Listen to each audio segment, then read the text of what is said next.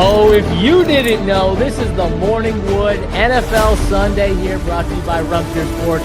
What up, boys? We're back with the Golf War Show, the preeminent golf show on the entire internet.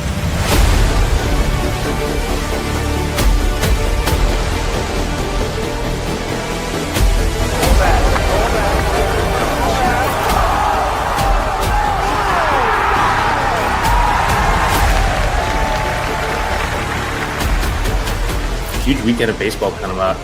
We haven't really had a final week like this in a while where there's so many teams that are still alive. High fly ball into right field. She is gone! Unbelievable! A home run for Gibson. Freeman hits the ball to right field. She is gone!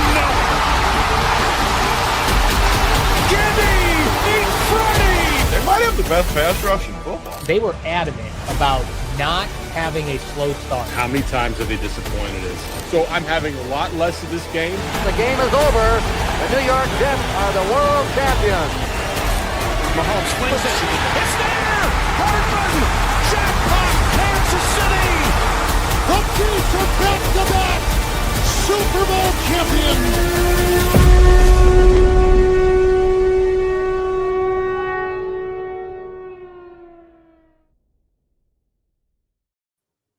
Our time is now indeed, folks. UFC 320.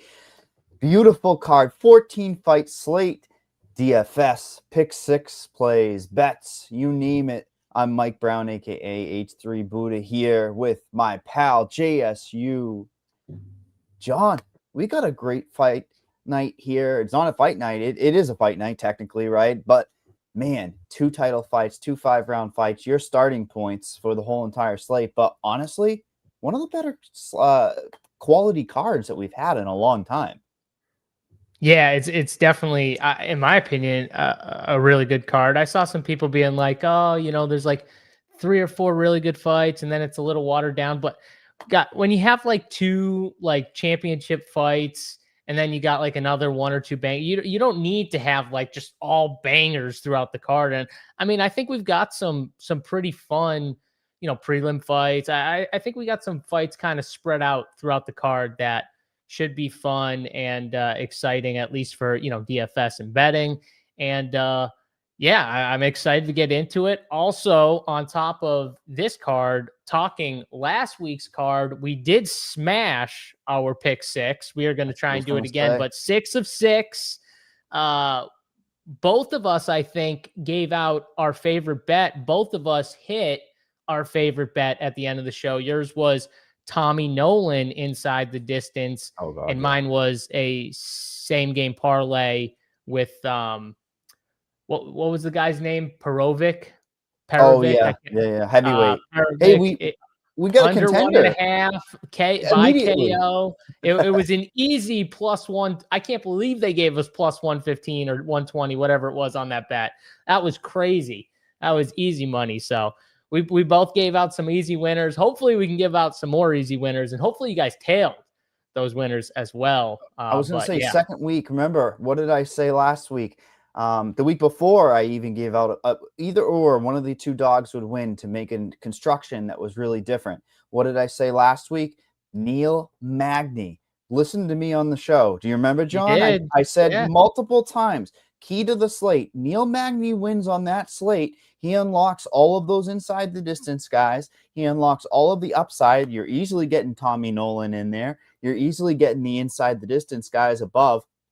Those types of plays really set you apart. I know it was scary. We talked about Neil Magny being a bottom 2 owned percentage guy. I believe there was one person outside of him that was lower, but those are the plays you have to kind of put your cojones on the table and go for, because when they win, it happens. Fun fact, though, John, first fight to ever get finished in the first round, lose the second round, and somehow finish his opponent by a submission in the third round. What a wild sequence of events. Don't think I've ever seen that in an MMA fight.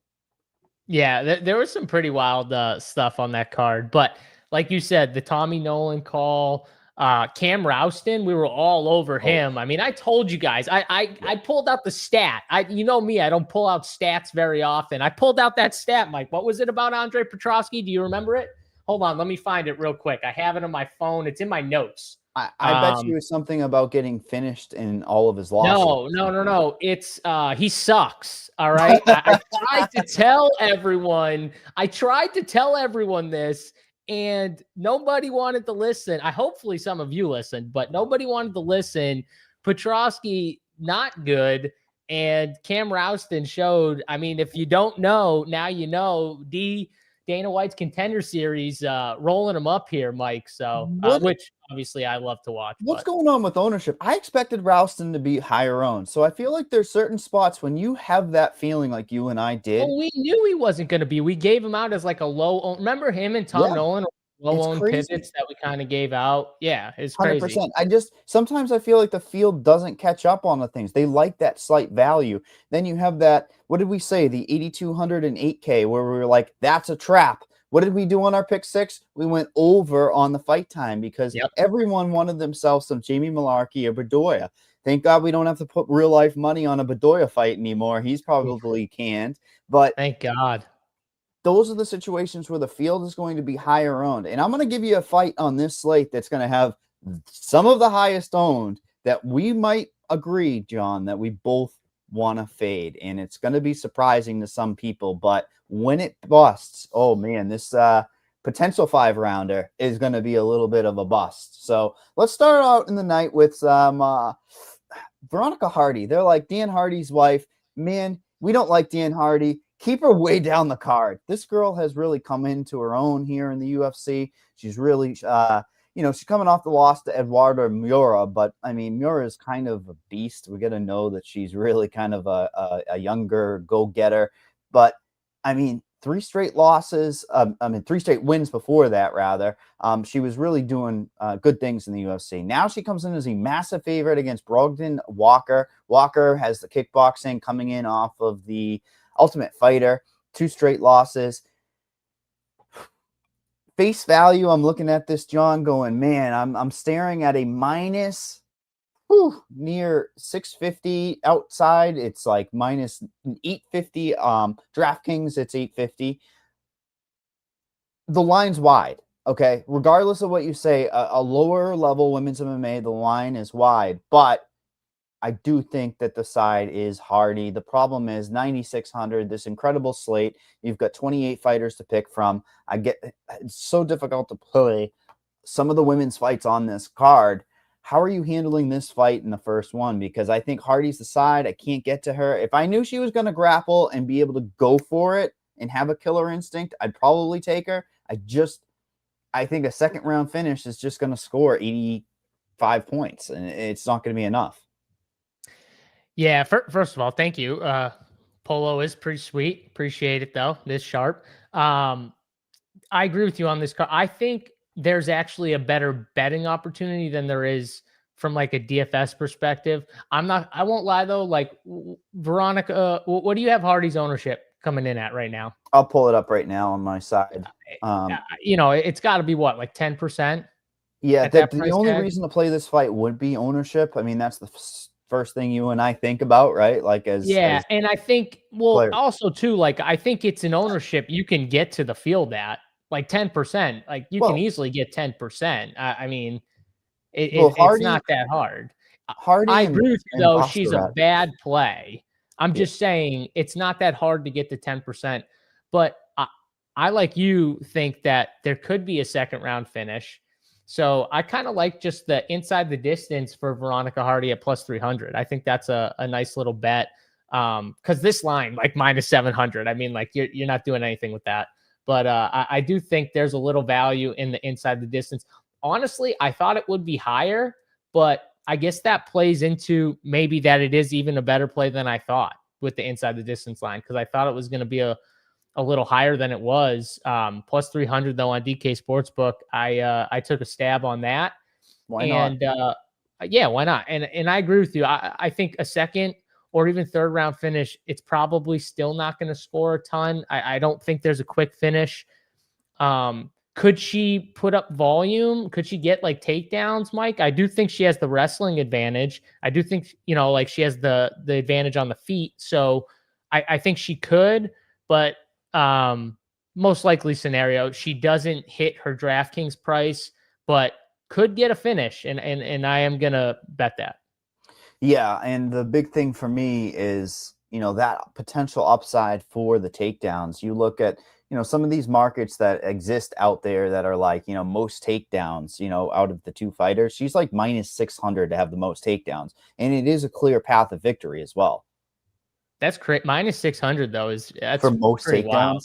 Yeah. I mean, Brogdon would have to like hurt her and stumble her to get her down, True. I think. I mean, she's very short and stout. And again, she comes from Dan Hardy. She's married, dating, Slap whatever. says her takedown prop is 2. I'm hitting that if it's 2. Yeah, that's one. And the reason I'm saying is it's more so the markets that exist that just say either or fighter with the most takedowns. So yeah, it's a crazy line, but two takedowns there. What do we have for pick 6? Let's bring up this fight when you get a chance and see if there's anything to be had, because let's be honest, you talked about ownership. I've never seen two fighters in the 9K range as lower owned. Hell, let's call it 3 fighters. They're all around the same 5% owned. Hardy, Basharat, and Zalil. Never seen it. And how you know what? How about right off the bat, 2.5 minutes of control time? That's going to be against the cage, digging body shots. The only problem there is, well, we don't like a quick finish. Yeah, we don't. We're fading a Brogdon Walker who is 7-4, 0-2 in the UFC. She has gone to 3 rounds against Juliana Miller. I think we both know Juliana Miller in the beginning of her career was kind of a killer. So that's a big testament to go 3 rounds. I do like the control time. And let's be honest, Hardy's not a killer. She's not going to go in there and try to take a head off. She has the opportunity to do so, but until that happens, I don't know if we can take it. But let's pencil that one in. We can pencil the 2.5. We'll 2.5 control. All right. Yeah, we'll circle back to it. And we'll keep it as a tickler to remember that we might want it. But have you ever seen a context of this slate with me saying Hardy, Basharat, Zalil 5% each, and then you look at the other side of that, and it's Brogdon 5.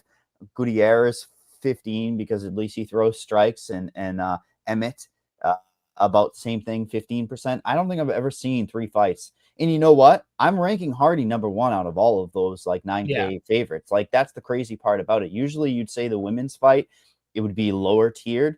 I'd say that's the better fight out of all of them to target. Well, I agree with you, because a lot of times in the lower level fights, even if the fighters obviously aren't as good as the other fighters you're comparing them to, which they're not, if you compare like skill levels, even though it's women's and men's, skill level wise, it's not even close, right? Hardy and Walker versus Yusuf Zalal and Josh Emmett, or even Chris Gutierrez and Basharat.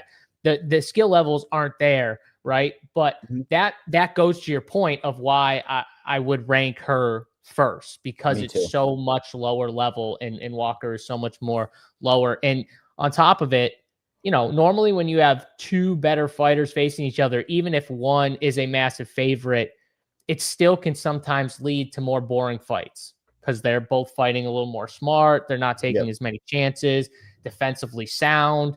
And I think that's what you're going to see in a lot of the Gutierrez, Basharat, and the Zalal fight. Higher risk. I mean, one of these fighters gets a finish, or one of these fighter actually wins. They're moving up the food chain. Let's be honest, Veronica Hardy probably not moving up the food chain all too often. And we go to another fight where I think the UFC is saying we would love to see Mr. Van Zandt move up that food chain, baby. They're saying Austin Vanderford. Here you go. You've got Ramiz Brahimaj versus Austin Vanderford. Like I say, joking, Mr. Paige Van Zandt. It's definitely an interesting one here, because I think it's sneaky banger. I don't know about you, but I'm like licking my chops going, Vanderford, you think probably takedowns, solid striking. Okay, solid might be an aggressive word, but decent striking. Ramiz Brahimaj, though, man, his fights have been extremely important for context of DFS. Pick 6. He's getting finished. He's finishing. First round equity for this guy is through the damn roof. You will want to have exposure to Ramiz Brahimaj. If you don't, you're going to be scratching your head, because last fight out, I did not have any exposure. And I was going, why am I broke? Why am I not cashing any of my lineups, JSU? Because last time out, he takes out Billy Ray Goff, our guy up in this scene, in the New England scene. He dominated him, man. So there's a lot of context to that fight. And I just want to say before we get into it, my guy Jimmy being here talking about the Run Pure Sports Discord. If you are a member and you're not in the Discord, make sure you connect from the website, get in the Discord. If you want to be a member, though, you can still sign up. Obviously, we have a little promo code going right now. Run Pure Premium, if you want all sports, one price. You can slide on in Big T44 DFS on Twitter. You can slide on into his DMs, and he'll hook you up with a nice little first-time payment promo code, or first-month payment promo code, and get you in on Run Pure Sports and the Run Pure Sports Discord, which is a great place to be. Ton of sharp members, sharp people, talking sports all throughout the day. Appreciate you, Jimmy. But back to this fight. So I'm with you. You were stalling. You were stalling.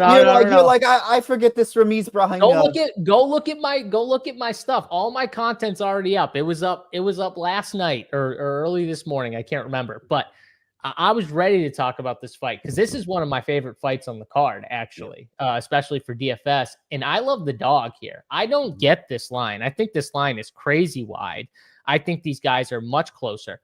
But you brought up the Billy Goff fight, and I remember that fight very much because I was all in on that fight. I was like shoving in. I was like, this is like one of the best fights for DFS. Just with the styles, right? With the first round finishes from Brahimaj, with Goff's just like go forward and just don't give a fuck attitude.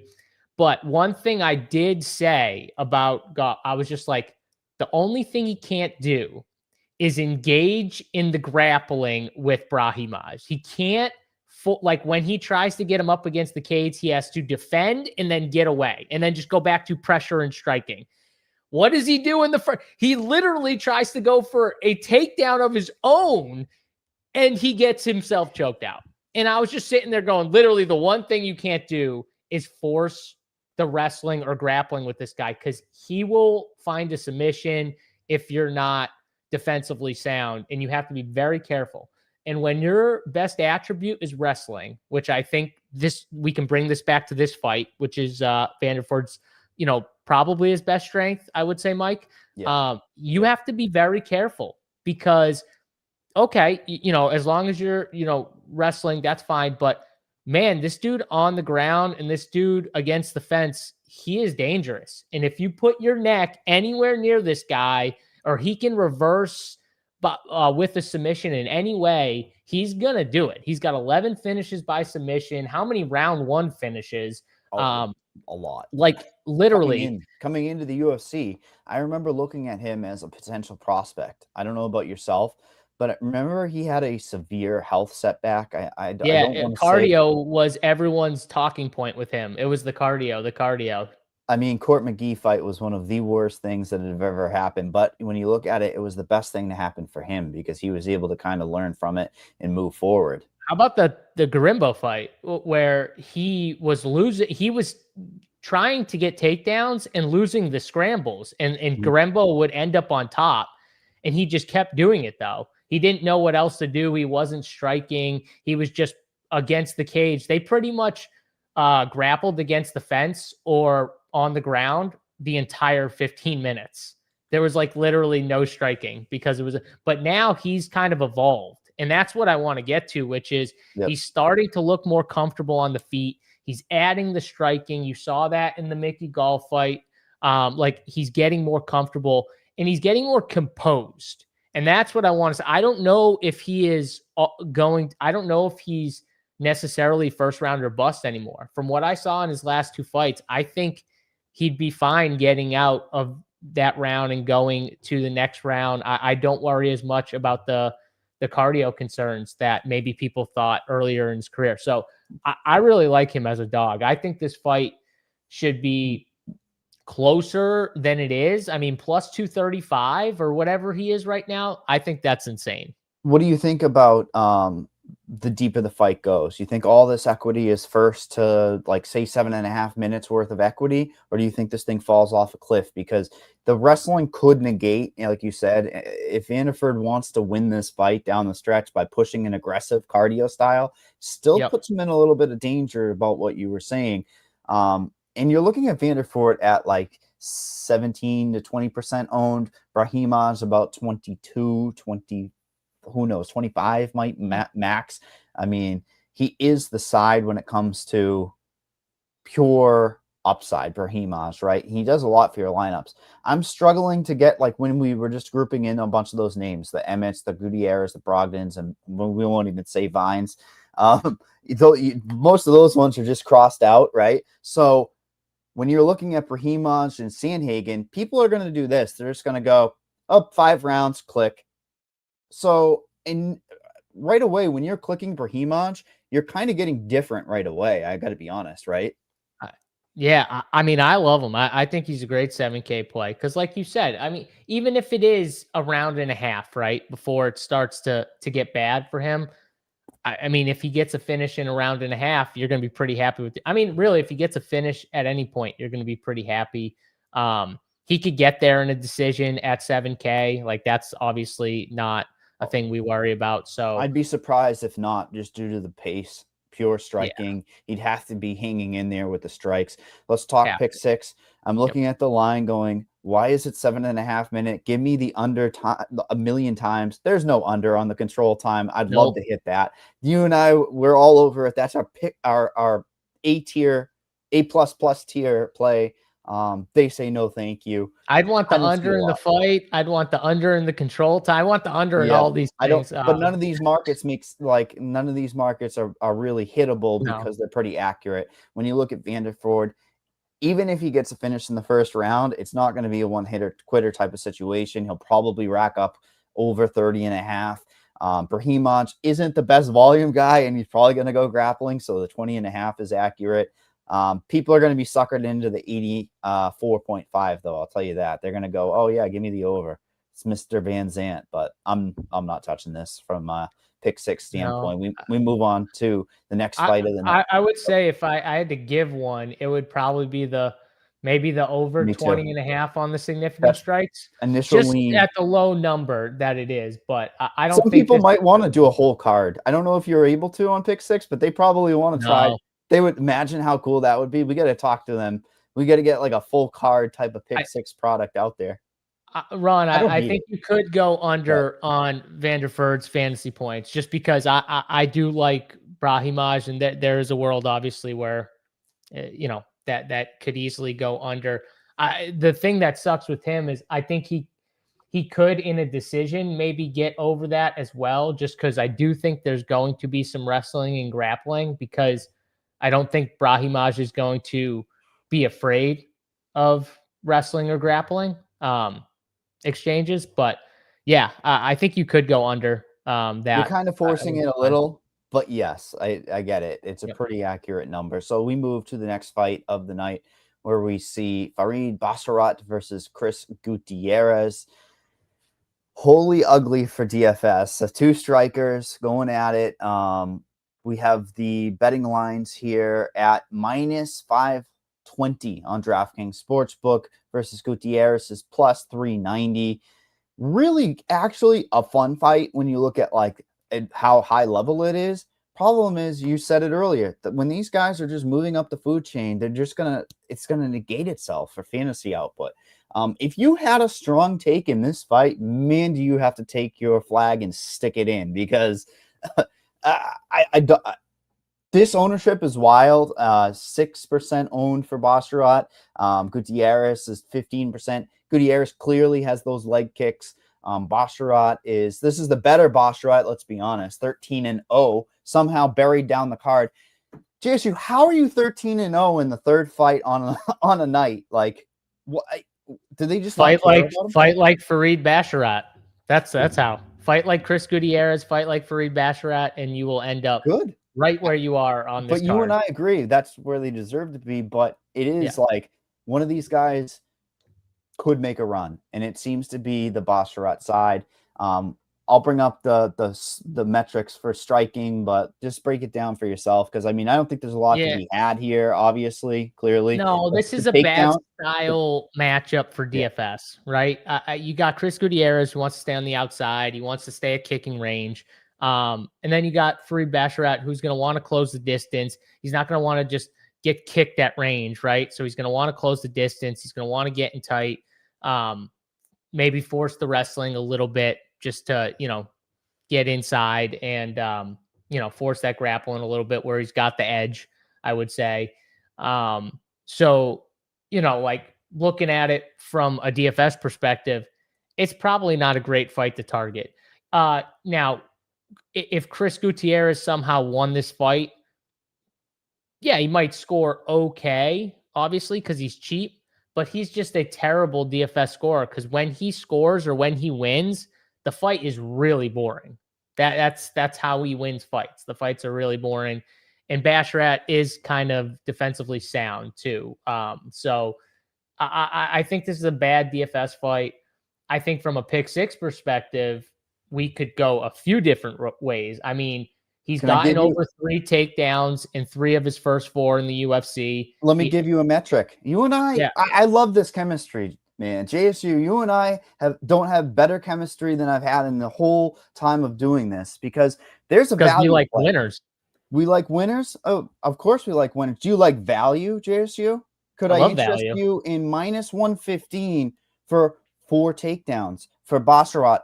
DraftKings Sportsbook is offering. There is immense amount of value clicking that over button on 2.5. Basically, you're getting what? A full point and a half of value. We like that long term. It's less about, sometimes you think, oh, it can overthink things, but if you're looking right now, I'm staring at it, -115 for over 4 takedowns. You nailed it. You were bringing that point up. I had to bring it up when you were saying it. So that's a value play.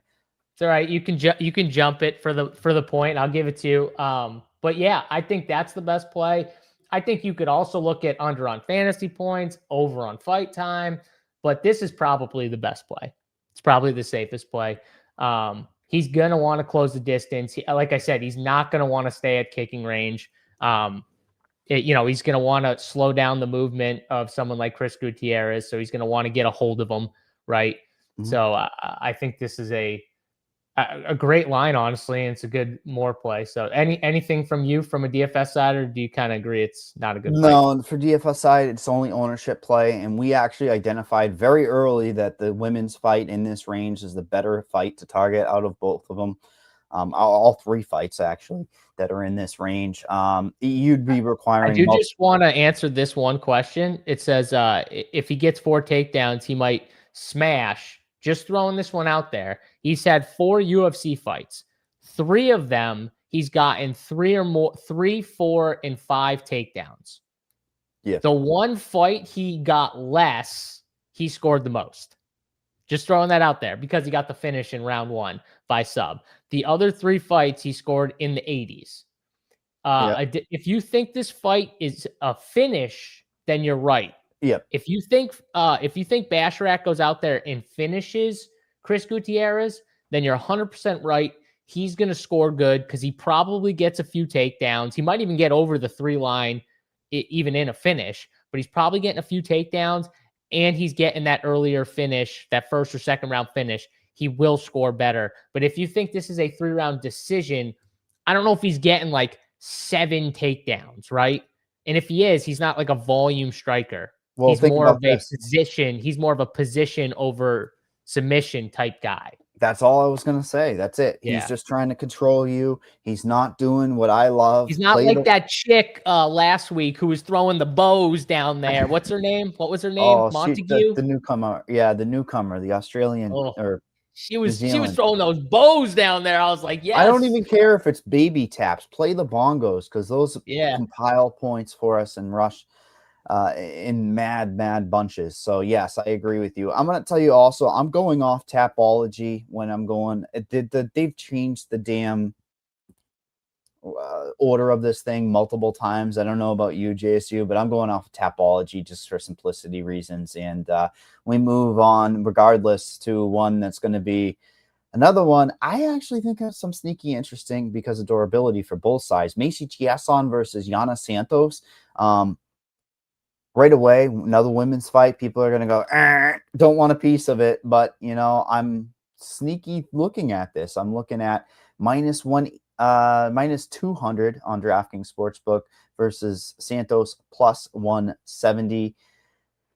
Wow, is this ugly? I mean, this is ugly women's MMA personified here, because there's so many different things that could happen in this fight. There could be 30-27 for either girl.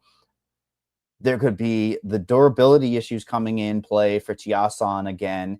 There's Santos being older, longer in the tooth. There could be the situation where they negate each other for fantasy output, which obviously seems to be the higher possibility, where there's just not a lot to be had. But when I'm trying to sniff out a lower owned spot that's not gonna kill me too much, Chiasson 20% owned, so I'm a little surprised by that. Santos 15% owned. I wonder if you'll be on the same side as me. That's all I'll say. I'm somebody in chat even says it right there. I'm wondering if you're on the side I'm looking at, and it's scary as hell because she's not great. Yana's not great. Yeah, this is one of those fights where I won't lie. At the beginning, I have Macy. I haven't bet this fight yet. The line is moving in Macy's favor too, by the way. Wasn't it like minus 180 yesterday?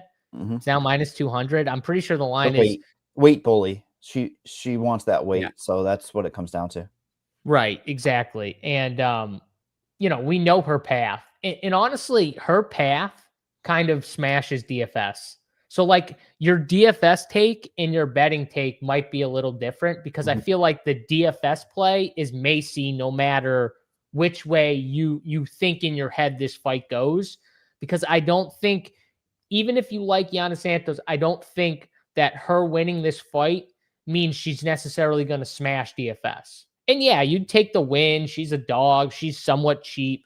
But I'm just saying, like, I don't know if it's going to be the score you're going to want for a winning dog at the end of the day. I don't think it's going to be optimal.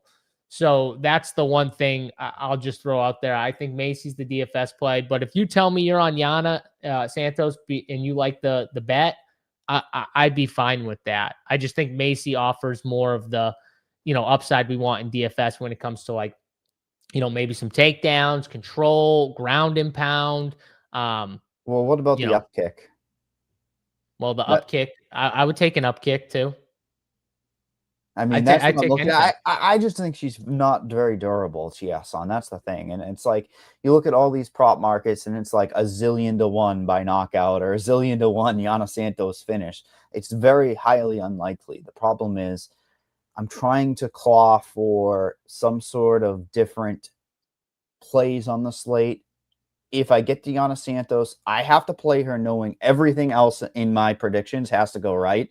And that's horrifying, right? Because there's going to be things that go different. Like, it's not like you're looking towards underdogs just to get wins. If it were that type of slate, JSU, I'm more apt to pick her. The problem is 14 fights. You got to remember, though, Yana Santos, she's going to decisions with, everyone. Older fighters. She's going to decisions with bad fighters. Chandler, really? I know she won, but man, like, Tate couldn't get a takedown, and she still just won a decision. Like, I don't know. You think Macy could get finished? Very small percentage. Yes, I do. I can't state that, she's going to get finished, but I do think it's on the table. I mean, how many times does she bail? Of competition she's facing, even in the fight she got finished in. Like, look at the level of competition. It's just a massive difference. Take the last 4 fighters that she's fought and take the last 4 fighters that Yana's fought. And I know there was some other stuff with, like, her having a kid or whatever and stuff like that. That was one of the most outrageous things I've ever seen when you look at the time frame. Don't look into that if you don't want to have it's going to make you very angry if you look into that narrative. But yes, I agree. It's a fight where there's a clear DFS side. For me, give me the plus 3.5 on Yana Santos. It seems like Chiasson's always fighting in close rounds until she's able to get that body lock takedown, get that top position. All it's going to take Yana Santos is get ahead on that striking in a round. Even if Tiasan gets those takedowns, I like the spread in this one. And I will say Santos's style, movement. This is another reason why she did bad DFS play, but she could negate that body lock takedown if she's just constantly moving on her bike, stick and move. She doesn't like hang out in the pocket, right? She's using those kicks, staying at longer range. So yeah, I mean, that's probably her game plan, right? Try to stay away from those positions where Macy could, body lock and get her to the ground. And, if she does that, this fight becomes a coin flip fight. It no longer becomes a minus 200 fight, it becomes a coin flip fight. So I like the bet. I like the bet. Pick Six is saying exactly what you just said, John.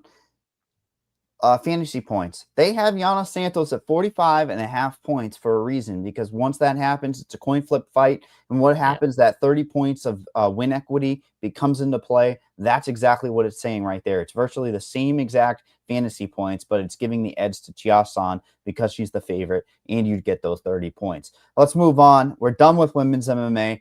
Thank Jesus, because we're on to a more fun fight in Punahele Soriano versus ANKALAEV Veretnikov. We have Soriano, a decent favorite here at minus 345 on DraftKings Sportsbook, a plus 275 for Veretnikov. I don't know what to say about Veretnikov. I mean, he punches Vanderford after the bell, and they're like, all right, man, you can come and keep coming back to the job. I think he's a jobber. I got to be honest. I think, in wrestling terms, we call it jobber, a guy they trot out there and loses and loses and loses. Maybe he'll win one time just kind of for the chalk, right? Maybe for a storyline. What does he do last time out? He does that against Francisco Prado, a guy who's very green, right? He should be able to do a win against that. Generalist would be a good word to describe him. Ability to get taken down, a big concern, big red flag for him. Punahele Soriano, what do you think of this guy? Because, coming into the UFC, John, I'm like, man, this guy's a killer. He's knocking everybody out. He's kind of now relied on takedowns. It's like, what are you thinking of him? Because, a 30-second knockout last time, smaller cage.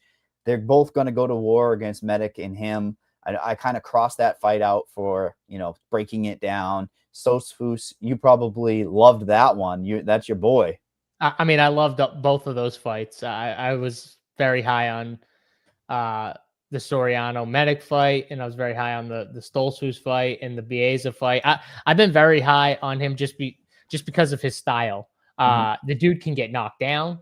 The dude can get up. He'll fight for your money. He's a great DFS play. He's a good dog to bet. I hate betting him as a favorite, though. That was the thing. Like the Stoltzfus fight, I was like, 9,400, get out of here. And I forget what the line was, but it was way too, whatever it was too high. And I was like, okay, I'm taking Stoltzfus. He finds that. I mean, that was a pretty sweet fight, though. There was back and forth, but both are guys, honestly, that I like playing more when they're dogs, Stoltzfus and Soriano, but they're both type of guys that I like. But I agree with you. He's a big favorite. Same line, dude. Minus 350 for that Stoltzfus. Same exact fight. Problem is, I think Veretnikov's pretty durable.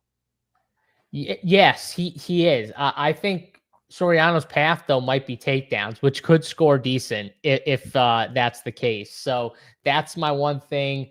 I think he's a good DFS play just because of that takedown line.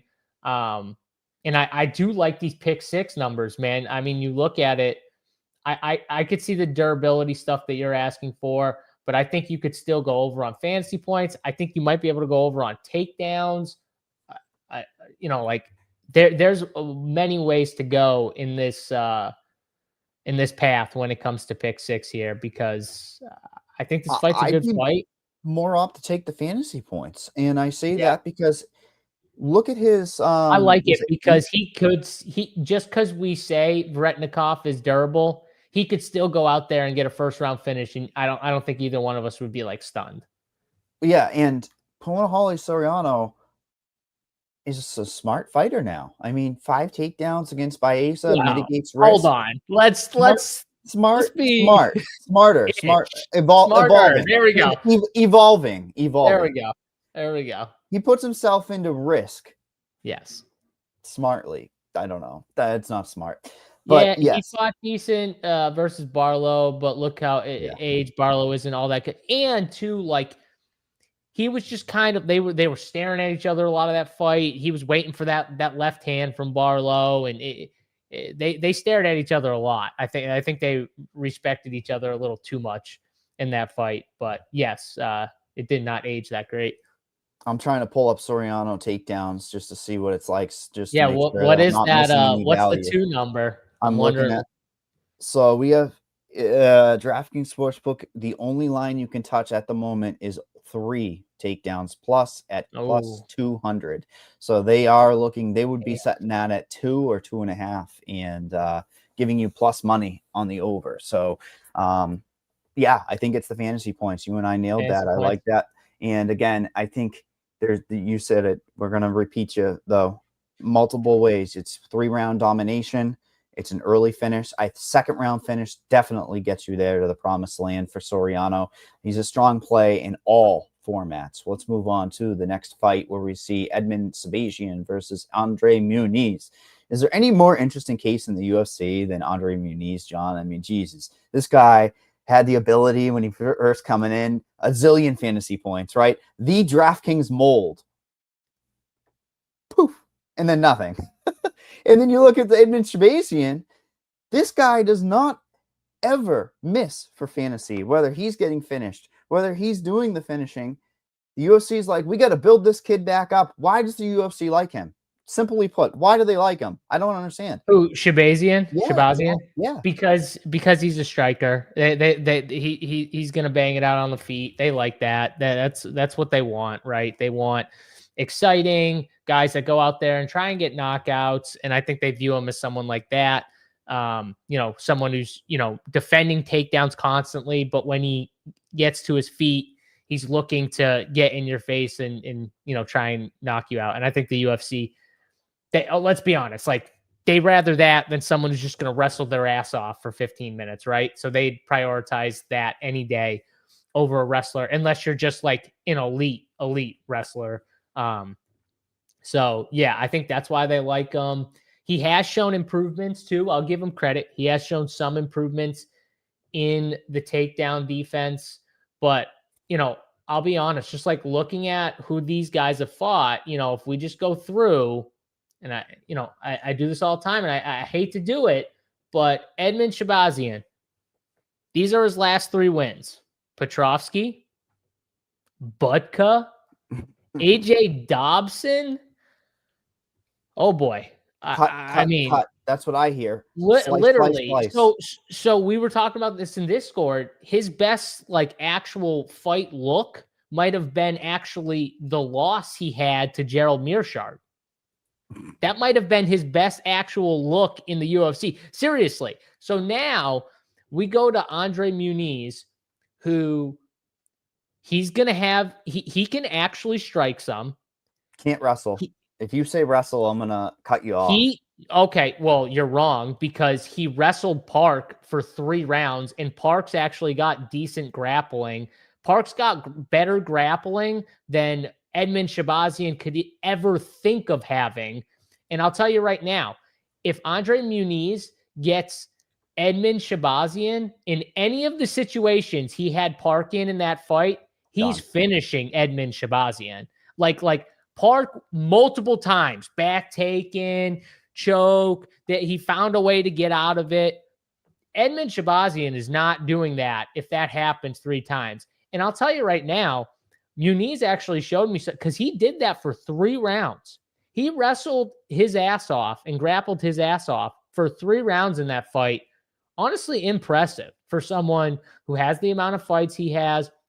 He has taken some, obviously to the chin. But again, I go back to this, look at who he's fought. Even in losses, he's still fighting like Allen, Craig, Park, Alice Skaroff. A lot of these guys have what, Mike? Not just striking, but they have either elite grappling, counter wrestling, right? Edmund Shabazian doesn't have that. So if you don't catch him, I think he's in trouble if he gets taken down. And I do think he gets taken down in this fight. So the question for me is, do you think he can survive that first takedown onslaught? Because trust me, unless he catches him coming in, there's going to be a takedown onslaught in the first round. How early? That's the problem, right? Like when they're dry, that means I think it's going to be early. Yeah, massive advantage for Muniz. I'm just going to pull up the stats. Both these guys do have a lot of fights on the card. You said no takedowns. The man had 11 takedowns against Park. That's against Park. Edmund Shabazian is not defending those takedowns. Well, maybe he is. Maybe he is. I have to come up with something to combat it. I mean, to counter my love for Muniz. 50% takedown accuracy for Muniz. That's with all of those takedowns against Park really making it spike. 35% takedown defense is just because he wants to go to his back and get the ability to go for triangles. So like it's whatever. Let's not give a shit about that. I will back it up. I'm a person that says, Edmund's when I'm wrong in the grappling. When I am wrong, I'm wrong. 4 takedowns per 15 minutes. That's the side. Great job. See, I'm a man. All right. I will stay. I have a backbone. That is a stat that you can't avoid, especially with Edmund Shabazian defending 66% of those takedowns. Problem is the striking, obviously, differential is through the roof for Edmund. So clearly, what did we get to here? Great DFS about to go after. 33% owned. So a third of the field is going to be clicking Edmund Shabazian. That's food for thought because when you look at leverage, and I'll just say one thing, like let's say we get one round of wrestling and then Muniz gets knocked out in the second round. Does that cover Edmund's tag? That could be just straight up 82 points. Like legit. So it's a tight line there for pick 6.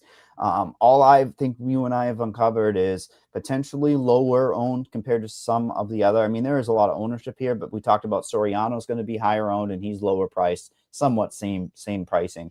I think Muniz would be a great leverage play. Simple put. I like him. I bet him. I'm going to bet him by sub. It's plus 500 on DK. Because I think if he wins, that's how he wins. Would you agree with this statement? I'm more apt to play with this fight than the main event. Yeah, 100%.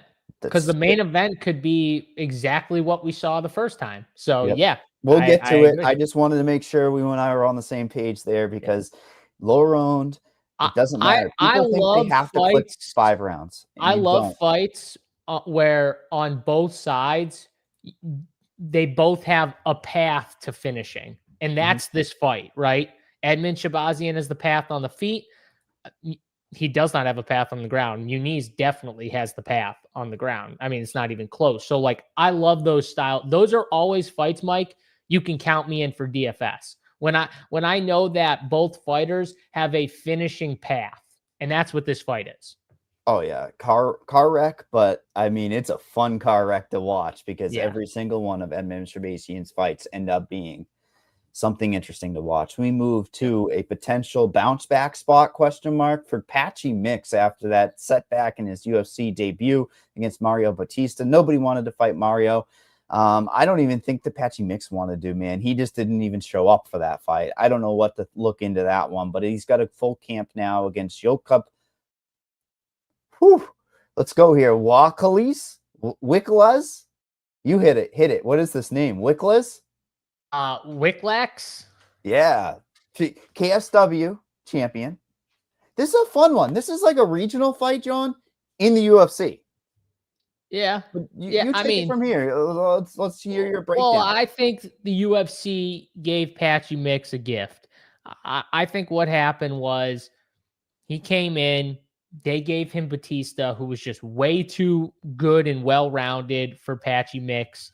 And he kind of froze. Let's be honest. He kind of froze in the beginning of that fight.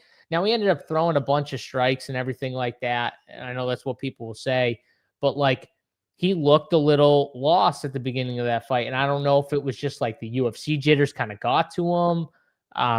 He's had a lot Injury? of, fights, injury. Maybe there was an injury. He just looked stiff, right? He just looked kind of stiff for like the round and a half when he was fighting. And yeah, I think they gave him a gift here. This, Wicklax kid, however you say his name, he's a grappler.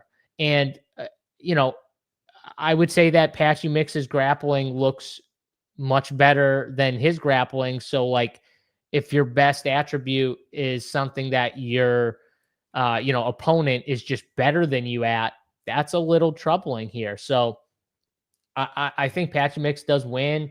I don't know about all these pick six stuff because they don't even give us fantasy points on Patchy Mix. We get no takedown lines. We get just significant strikes. I mean, maybe I don't know though, because it could be a 3-round decision. It could be a quick finish, like maybe the under on significant strikes, and hope he gets it to the ground. And the problem is maybe the kid does have decent grappling. Maybe he can keep himself defended on the ground. But yeah, I mean, I think this is Patchy here, and I think this is the UFC giving him one after just putting him in a situation where it might have been over his head to start. I mean, the only thing I can look at pick six would be the over 48.5. Yeah, I don't like this fight. I think I don't like it as a whole, but that's forcing a play for pick six wise. Fantasy wise, I don't think there's going to be a ton of love. I think it would be one of those situations where you're looking at 20%, right? Matching the field might be the smart play on Mick's side of things. When you're looking at Waltka's side, it's 10%. Maybe go a little over the field on that number on 10%. I feel like it'd be easy to do, right? Yeah, it would be. It would shock everybody. He could be the one underdog, though, that's important. But that's the whole thing, Definitely. Right? He's competing against Pereira, Muniz, Brahimaj, and Sandhagen. And we know that the 2 5-rounders are going to soak up all the ownership. We talked about Muniz being 20%. It's more so just a philosophy play more than actually us thinking he's going to win. It's just 10%. He should be higher owned because there's no other place to go. Yeah. It makes sense. I think I like some of those other guys better than him, though. So for me, if anything, it would be getting to the field or over on Patchy. I think this is them, giving him someone who he can have his way with a little bit. So well, it's rare that you see that guy come into the UFC, get like a top 15 guy, and then the next fight is a debutant coming in way down, right? That's what I'm saying. It's typically they give them somebody that's rolled off 3 straight losses in the UFC, though. You know what I mean? It's a weird. So it's not necessarily the same thing, apple for apple, but I see what they're doing. Yeah, and I know this guy's fought, some competition, but like it's not like he's fighting like guys that have fought like 3 fights professionally. Like he's fought some, competition, but like it's not like he's finishing everyone, right? 3 of his last 5 fights have, or 4 of his last 5 fights, I think, have ended in decision. So, it's not like he's just going out there and finishing all these high level, prospects or guys. So, yeah, and like I said, his avenue is grappling. I don't know. Is he going to dominate Patchy Mix in the grappling? I don't believe that. Yeah. No, I like it. I think we've nailed that one down. We move to perhaps one of my top 2 fights on the entire slate. Yes. Daniel Wiley Cat Santos versus Ju Sang Yu. Santos, the favorite. This have you seen the betting line? This thing's been bouncing like all week. The beginning of the week, it was bouncing back and forth. Santos minus 148 on DraftKings Sportsbook, plus 124 for you. Fun fight, man. I mean, this volatility. Embrace the volatility because anything could happen.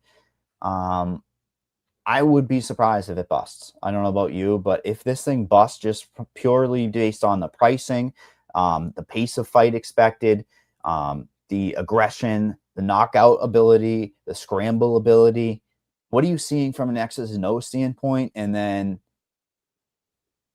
is it potentially one of those ones where you're going to put in a lot of your lineups and hope this mid-range type of situation pays off? Because 8,300 and 7,900, They're both going to be 25% owned, basically. I love this fight, man. It's the fight that I'm going to be going overweight on for sure. Yeah, it's a good fight for DFS. You got the price tags that, we all like, that 8,300, 7,900, like you said. And both guys have, I think, interesting styles for DFS. And, you in his last fight, it was kind of like it was the perfect matchup for him to just kind of counter someone who's just overly aggressive and wants to come in trying to take you out. And he caught him with like one of the absolutely sickest like check left hooks you will see, just clean. It didn't even look powerful either. It just looked so clean, caught him, and dude just fell flat. And it was nasty. So, I mean, he might be getting a little bump because of this, because I do think Daniel Santos might be the better all-around fighter. And I would say his style, there's some chaos to it, but it's more controlled, right? It's more controlled. He's got nice boxing. He moves his head real nice. He throws combinations. He doesn't just like that. You'll see takedowns. You'll see 6, 3, 2 takedowns his last couple fights, but he's not just like diving at legs. He's setting it up. He's kind of backing you into the cage, using his striking, his boxing, and then kind of going for it. I will say, though, he has to be careful because he does like to dip his head a lot, because when he does his boxing combinations. There were 2 times in his last fight where Lee caught him almost clean with knees. One was to like the sternum or the stomach, and one was almost to the head. And I was like, oh, he's got to be careful about stuff like this, because he gets a little wild at times, and someone like you could catch him with something like that if he sees him doing it. But I think it's a great fight to get over on in general. I think Santos has the better DFS path, but at these prices, I mean, if you lock win, and load, baby, lock and load, you easily get there as well. So do you think you could get there in a decision win? Oh, I think that the crazy thing is the volume, right? Like it's the volume based, it's pricing. Do yourself a favor, pull up Tapology for Mr. Santos if you got a second or another window, or I'll pop it into our private chat, because I got to show you this. I don't know if I've ever seen a fighter have more canceled fights than fights. Like, there's more C's on this dude's Tapology record. Take a look for yourself. You're going to go, what the hell am I looking at? Right? It's unbelievable. Does this guy have some medical issues? Because, like, look at it. Davy Grant, Santos, medical issue. You look at Saeed Magomedov, medical issue. He withdraws. Johnny, why are you throwing in medical issues? You're putting it's bad mojo. I don't want my guy withdrawing. I'm sorry. I look into every little detail. When you look at a guy now when I click this guy's name, I'm going to be thinking in my head about medical issues. But you have to it has to be in consideration. It's like, Ramiz Brahimaj had some medical issues in his career, and he's turned it around. But you know why, though, is he's been going out in the first round. Wiley Santos is that type of guy that's going to come out here for the first round. And the improvements from you, like you said, there's more growth for you in this spot than there is for Santos. Santos is really a refined prospect at this stage, maybe a little bit more growth, right? So I think betting into the unknown about you is a very smart play, because whether he connects with a heavy hand, whether he dominates with volume striking, it's a very interesting play. I like the U side here strictly because he's lower owned on a fantasy standpoint. I'm serious. I hope you took a peek on your another window or tab. It's insane. I did. And I will just say this. I kind of wish I kind of wish like we saw a little more from you in his last fight, and it wasn't just over so quick. But that plays into the ownership. And I do think this is a fight like I'm going to get over on both these fighters. This is one of those fights on the card that I for sure want a piece of both fighters, because I think this fight is optimal. And whoever you like to win, that's fine. If you like at the plus money, totally fine with that. I wish it was a little bit lower. Santos is going to bring the fight, though, which is good. 100%. That's why we both nailed it. We love this fight from a fantasy standpoint. What about significant strikes here? Do we like significant strikes No, here? no, No. no, no. Okay. Because when it becomes a war, you're going to see 100+ strikes. This is one of those fights where, have you seen those ladder plays on Twitter, on MMA DFS Twitter? Yeah. This is your ladder play here, where you do each fighter, then you round robin it with the fight as a whole, so then you get all those combinations. And when they just throw down for 3 rounds, you're licking your chops going, all right, there's another tier. There's another. All right. So you're telling me we're going to ladder this fight with significant strikes. All right. I would love that. But again, there's probably could be a potential finish. It's just, that's the game we play. Let's go to the craziest fight with the craziest line I've ever seen. It's I think in my MMA career.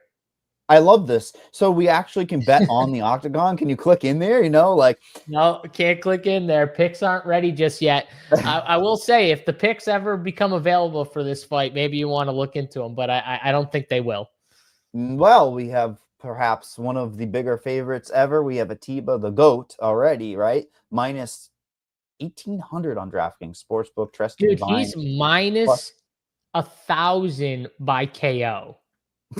I've never seen that. Have you ever seen that? I've never seen that. I posted that in our Discord this morning. I was like, I've never seen a line like this by KO. You know the sad part, when my brain immediately thinks there's value on the overs? Like, how many times have we seen these spots? What was the one? Tom Nolan, minus, same type of situation, 1,500 money line. He was expected to finish the bad Reyes brother. And what does he do? Yes, go to a decision as a plus 750. All you need to happen is cautious striking, right? And he's a striker, and a power striker. So there is a world where Tristan Vines gets a takedown and stalls all of the scoring ability for Gauthier. I'm not saying it's going to happen. Please do not clip this. But there is a world where it happens and stalls the scoring. Tristan Vines will not win this fight. He's going to have a lot of damage, whether it be unconscious or wearing the damage over 3 rounds. But how the hell do you play Atiba on this slate at 9,800? How? So the question though is, like, back to your point, I don't know about the decision play, but so Atiba is minus 360 in round 1 by KO. I think he's plus 750 in round 2. Why aren't we just betting round 2? That's essentially what I'm saying. It's like, fight to end in round in 60 seconds is plus 330. John, plus 330.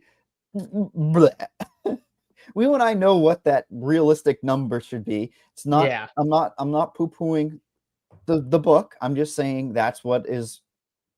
But I'm trying to look at it. How can we skin the cat here, man? I mean, it's the overs, but it's terrifying. Minus my boy Matty Ice says slam the Gauthier KO in under a half, plus 150 on DK. Yeah, I mean that's Tristan Vines. That's a way to do it. He's been starched before. It's a live body. Nobody wants to face Atiba at this stage. So you don't like him for DFS though? No, I think it's very difficult to get to him. And I know the metrics are saying slam. This is the problem. When you're looking at a guy that's going to be 50+% owned at 9,800, he kills your lineup builds. How do you get to him? Tell me how you would build with an Atiba to try to, first of all, tell me what the chalk is. Tell me then what the pivot off. Because I think Atiba, Shabazian and Soriano, you have to make a decision between Soriano and Shabazian, right? You can't get all of those 3 comfortably. You're going to have to go to a Sandhagen type of build, and that's terrifying. How do you get to Gauthier comfortably? Middle range? Okay, so you definitely want at least one of the 4 main event fights or fighters, right? Yep. You're going to want one of those. Because it's less about Gauthier as a play as it is how to build with him. Well, right, but okay. So let's just say you go 2 9K guys. Gautier's 1. I won't go Shabazian. I think you got to take a shot on one of those dogs in like the low 7Ks, and that gets you back up to like almost 8K per player for the last 3 spots. let's highlight Jimmy here with the first round KO with quick win. Yes, that will get him to the promised land.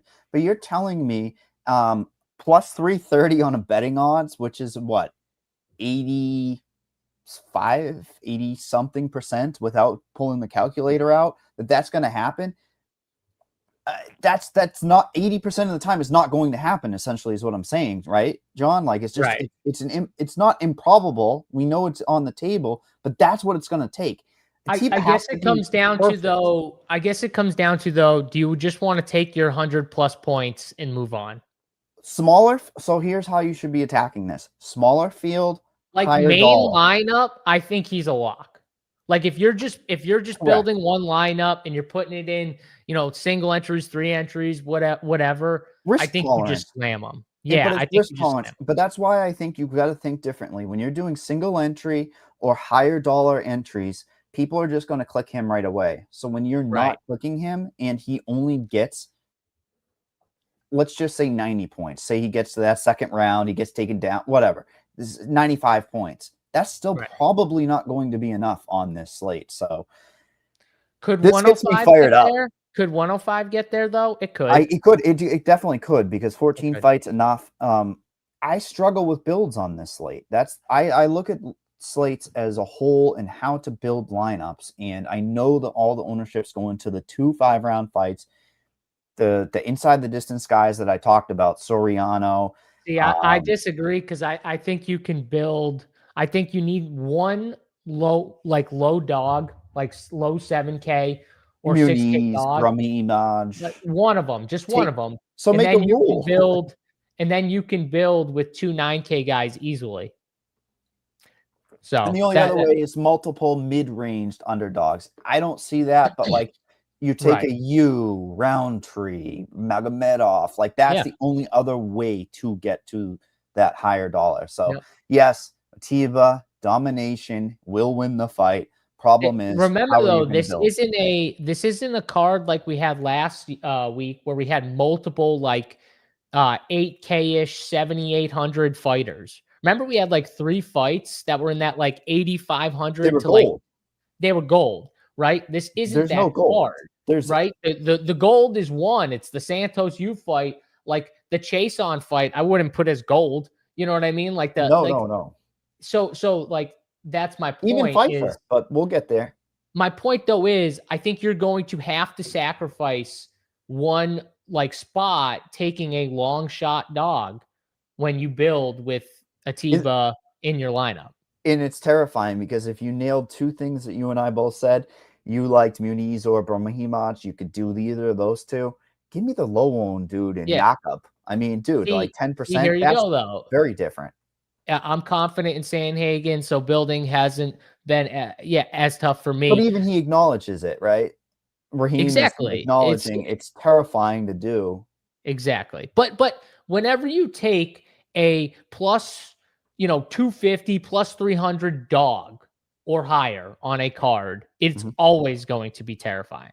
Always. It just is. But that's the point, is you do it because people hate doing it. They hate sacrificing that floor when building DFS, that boom bust, because let's be honest, Sandhagen could sit on his back for 4.5 rounds, and Please you're going to don't be put this sitting one there. out there yet. I'm just saying though, like there's a world where you're just sitting there sick with Corey Sandhagen in your lineup, and I love Corey Sandhagen. But I'd rather that. This is crazy. This is how awesome this game is. Nothing is worse than watching your fighter sit on his back for 4 rounds. Literally nothing is worse than DF. I'd rather my fighter go out there and just meet in the middle and get starched.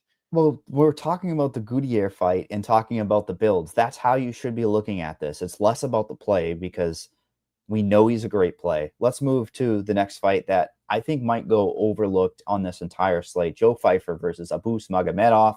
Very intriguing fight here, John. And I've got to say, body bags as a favorite against Magomedov, who Magomedov came in with some steam. People loved him coming in. And, we got your boy Stoltzfus, sacrificial lamb.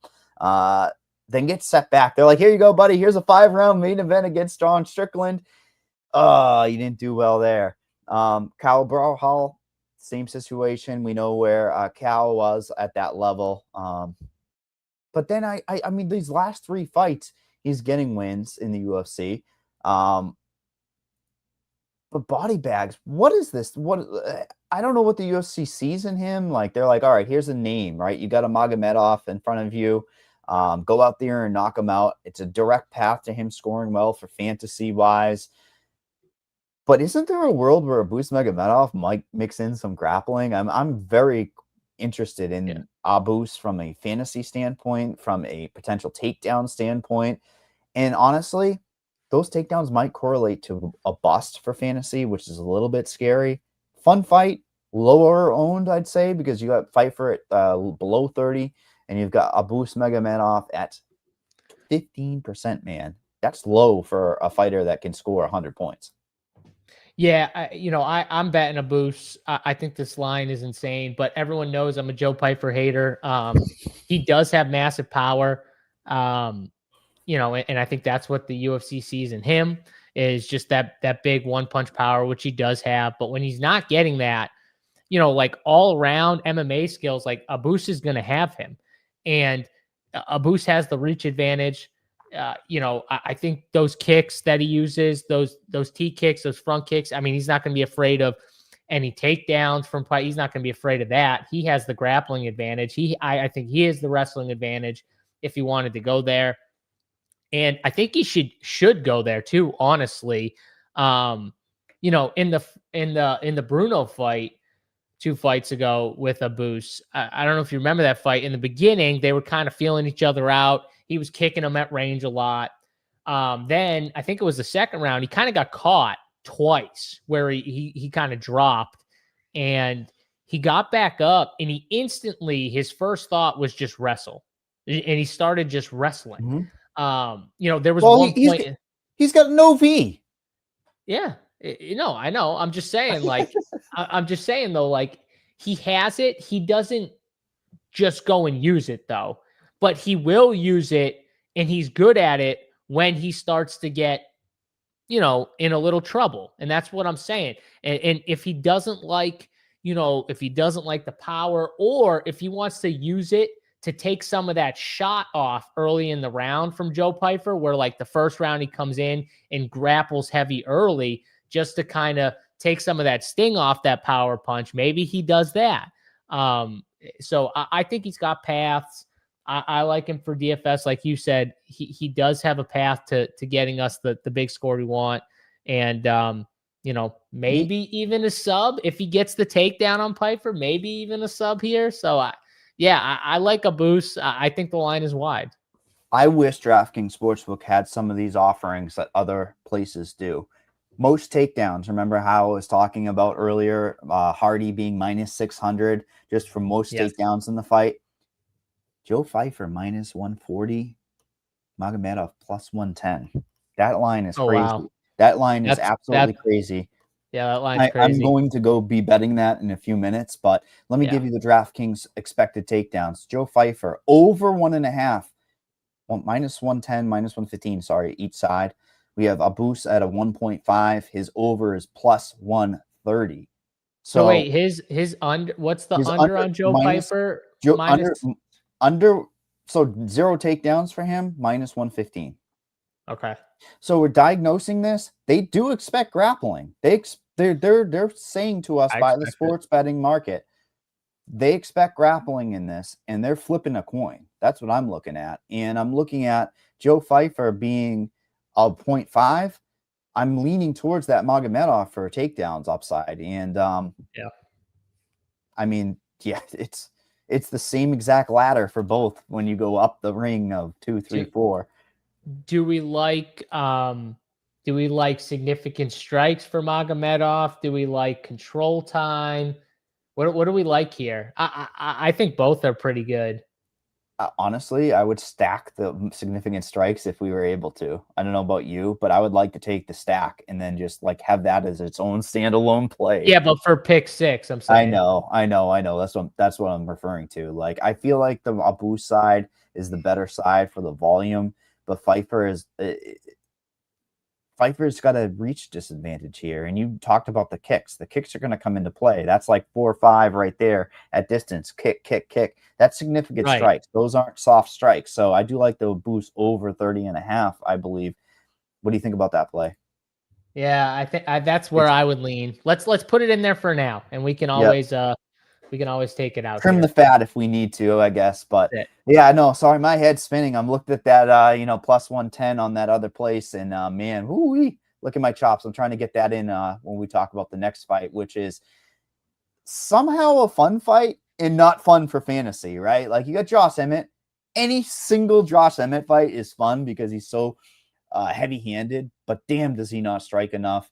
Damn, does he not perhaps go for the wrestling he once had? He slowed down the deeper his career has been, but you're looking at a fight that Zalil has an opportunity to move up the food chain. Minus 500 on DraftKings Sportsbook, plus 380 for Josh Emmett. What is there to break down? There's like more tools. Zalil's the fresher guy, the younger guy, 11 years age gap, the faster guy, going to be in and out. My problem is, what the fuck was he doing the last time out against Qatar? Like, that third round absolutely fucking made me so scared. Like, I thought there was a world where Qatar could knock him down and make it a draw. There was a real world where he was going to get drawn.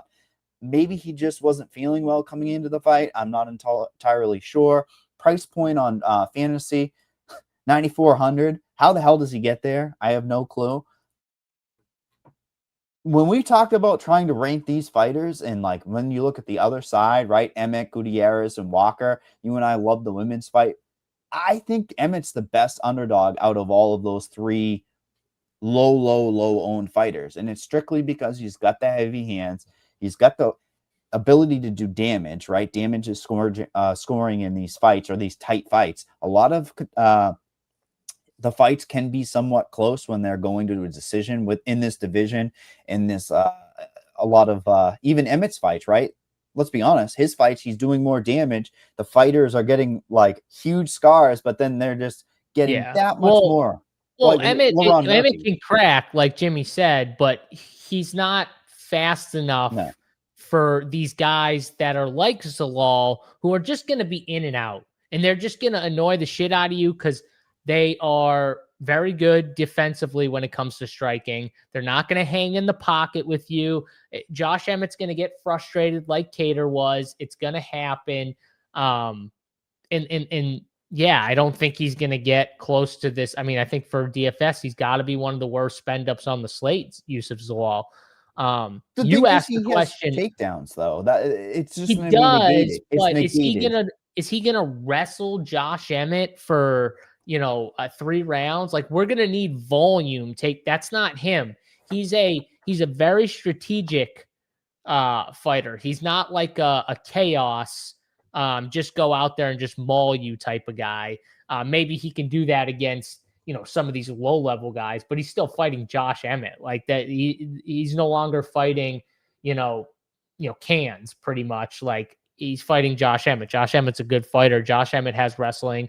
Josh Emmett has power. He's going to be very careful about his entries when fighting Josh Emmett, because like I said, he's going to be careful when he comes into the pocket with him, because he knows Josh Emmett's one path is pretty much just that one punch knockout. And you brought up a question earlier. You brought up a question earlier with the 3 fights. You said with the Hardy fight,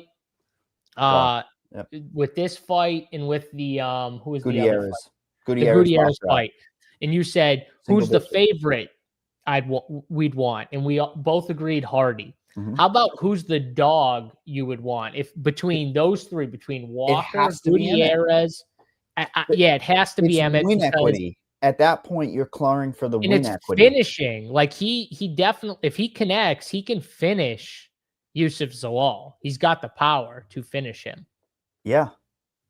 It's that's the thing. And you're talking about all these same plays, right? They're the same exact play. Emmett, Gutierrez, Brogdon, just due to the single-digit ownership on this slate. I don't think it's going to happen. The 40 years old is like, oof, like that's the number, man. That's the magic number where durability falls off. But I just can't see Zalal being the guy to do that. He absolutely could. I mean, Zalal is a very interesting case. he gets cut from the UFC off of a draw. He fights either 3 or 4 times in one night, right? And it's like one kickboxing, one boxing, one Muay Thai, one MMA fight. Wins all of that in a tournament. That's pretty cool. That's badass. I love that. And comes back against Billy Q. And I'm like, Billy Q, our fantasy GOAT. Oh, no, he dominates that spot. So I was all over Yusuf Salal in that spot. Yeah, I was and all good over it. I ownership had on him that spot. He won by sub, right? I think I had him by sub. Oh, God, too. yeah. And Yeah. it's but I'm just basically saying it's been a rejuvenated career for Zalal. He's fighting smarter, like you said. Not a lot to be had from fantasy standpoint. I'm looking at all these pick six. I wish I could go under on the control time. That's they're sharp. I wish, honestly, they're sharp. I think he goes under on fantasy points. I don't think there's going to be a lot of wrestling from his side. I don't think there's going to be a lot of control time. I think he's going to be very just, one and move, one and move, one and move. It's not going to be a ton of like combinations. He's not going to sit in the pocket and trade, right? All the things that we love the DK scoring from. If I had to pick one, it would be the under on fantasy points. I don't know. We don't have to play this fight, No. but let me tell you, I know you like a good bet. What about 1.5 takedowns Zalal under plus 100? Yeah, I think that's a good bet. Bet. I don't know if he gets plus EV. I don't know if he goes for 2 takedowns. So he might just be in and out. Doesn't have to. I mean, look at Josh Emmett's takedown defense through his career shows pretty poorly at 46%. I'm not looking at that. I'm looking at, Topuria took him down 3 times, right? That's going to inflate that number. Mm-hmm. I like that. That bet, it might be one of my favorites on the whole entire thing. Remind me of that one when we get back to, favorite bets, because that's a really plus EV bet. Let's move on to, obviously, a number 1 contenders fight, right? I mean, it clearly is. I don't know how Yuri's going to do it if Pereira wins, but we have Yuri Prochazka versus Khalil Roundtree. Absolute banger of a fight. A -200 range on DraftKings Sportsbook for Yuri. Come back on Roundtree plus 165. I don't know. You take it. Like, it's like I'm looking at this. I will gladly terrifying. take this fight because I am a very well-known Yuri hater. I don't think Yuri, for his level, I don't think he is as good of a fighter as people put him to be. And I was totally against all the sharp people that loved Yuri in his last couple fights, and they wanted to bet him, and the line was this. And like, let's be honest, Yuri is a super tough guy who can like mask pain better than anyone and just moves forward and frustrates the shit out of most fighters because of that. They're like, oh, I got it. Like the Rakic fight is like one of the best examples of that. Rakic is dominating the first round. He's hurting him. He's kicking his leg. He's getting him on the feet, hands, everything. What does Yuri do in the next round? He just keeps moving forward, finds the finish. That's like a Yuri style fight. He's not like the smartest fighter. He's not like the most strategic fighter. He just goes in there and he toughs it out with most guys. Now, when you get to certain levels of competition, though, you'll see, like the Pereira fight, you can only tough out so much. And he found out in that fight. And in this fight, I do think that the line is wide. Now, is Khalil Roundtree out to Pereira? No, we saw him lose. But, man, we saw a war with those guys. It's a little different because Pereira and Yuri, they don't have real similar styles. And Khalil Roundtree, I will say, he is, in my opinion, watching some of his fights recently, you'll notice sometimes he'll hold back from going for like kills at certain points where he's got guys hurt, but he's trying to be really smart about it. And you can tell like in some of his answers, like there was a question when he was getting interviewed by someone who was like, they pretty much just asked him like, are you ready for a war? Like 3 rounds of an absolute war with Yuri. And he's like, well, I mean, I hope not, but if it goes there, I'll be ready. But like you could tell in his answer, he's like, I'm game planning so we don't end up in a war, so that I win, whether it's by knockout or by decision, but I win and he's the one that's hurting at the end of the day, not me. So like, it's just a different style where like Yuri's coming out there just going, I'm just going to move forward and we'll see who wins. It's completely different. For DFS, it's good because I think we're going to get a finish in this fight. I'm betting the Khalil Roundtree side because the only time, actually, I won't say I always bet against Yuri because I bet on Yuri against Jamal Hill. So I can't say I always bet against Yuri, but I have bet against having Yuri. a finish ticket. You're like, oh shit, and then it just, I know. It just happened. It was like some button he hits. I love the breakdown because it's true. The Muay Thai that Roundtree has is some of the best in the UFC because he's able to keep the fight at a range where he can win the fight. More damaging strikes, more damaging kicks. Problem is, he can get countered. When he's getting countered, he does not wear damage very well. People forget that. Roundtree doesn't wear damage. What's that picture? What's the thing that people remember from the Alex Pereira fight? It's not Alex Pereira's win. It's Khalil Roundtree with a fucking huge bulged out eye socket. His face just an absolute mess. And I always have a soft spot. Do you remember my ticket? 150-1, Khalil Roundtree champion at the end of the year last year. That was one of the best tickets in my life because the UFC wants to push a guy like this. He's terrifying. He's a power striker. He's got a unique personality. And he just has the factor of mysterious, right? We don't really know a lot about him. His father was like a bodyguard for NWA or something like that, a rap crew. He's just got marketability and a very cool guy. But when it comes down to the fighting style, look at the other side. It's kind of looking in the mirror. You got Prohaska with his antenna. He's got the flashy strikes. He puts his chin out there, which is not something you want to do against Roundtree. But I'm going to say something that's very interesting. When this fight busts, there's going to be nothing to be had here. It's going to be looking more like that Jamal Hill fight where you're like, Roundtree, push the pace, dude. These are the spots where I wish the ownership was higher on Roundtree. Roundtree expected about 15%. If you like that side, which you're telling me, JSU, you should be hammering it because that's one of those Rouston type spots. Same type of pricing, same exact price if I'm not mistaken. But in a finish, he's going to look great. I think when you sign up for this, when he even goes to a decision, it's not going to get you there. At least you got to win. I like Prohaska at 8,500, even though he's 40% owned, just because I think he can do a little bit more on the volume, right? Roundtree's more sit back, one kick. I think he'll get him a little bit. And I don't like him as a fantasy play. That's wild that I say that because when the fight busts, you're going to be killing off about 65% of the field. Do you believe that to be the case? Yeah, I would.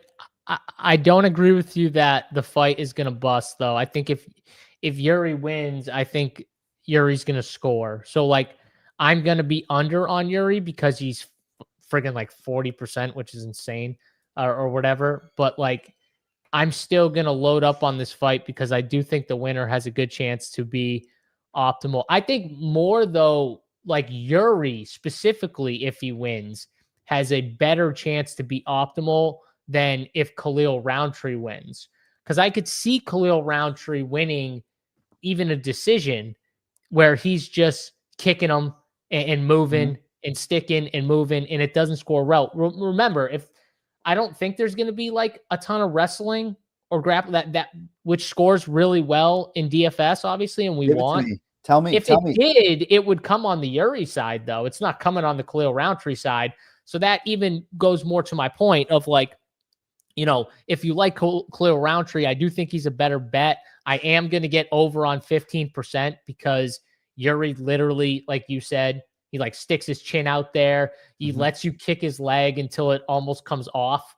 He can get finished. We've seen it. So Khalil Roundtree does possess that power to finish him. But I think this fight has a really good chance to be optimal. Kind of like the Santos you fight I want to be heavy on this fight. I think this is a Oh, good yeah. fight Pricing. for DFS. Pricing, yeah. You nailed it with the Roundtree equity going down the deeper the fight goes. 15%, it's reflective in that ownership. Can I tell you one of my favorite moments in UFC history? It's Roundtree against Andrew Sanchez. He gets taken down in his Ultimate Fighter. It was actually on a UFC card, you know, the final. Do you remember what he does in that? It's one of my favorite memes in the whole world. He's down on the ground and his mom's like yelling at him in the crowd, like, Khalil, get up, baby. You got this. Come on, baby, get up. And he just goes over and he goes, shut up, mom. Like, it's one of the greatest moments in the UFC history. That is so good. And it's not going to happen in this spot. No. It's going to be an absolute war. I mean, look at Yuri's skyrocket to stardom. Roundtree had to like work his way up. Do we like any of these pick sixes? I mean, significant strikes. What are we doing? I would like Prohaska over, but the problem is when it's a kickboxing at distance, it's terrifying.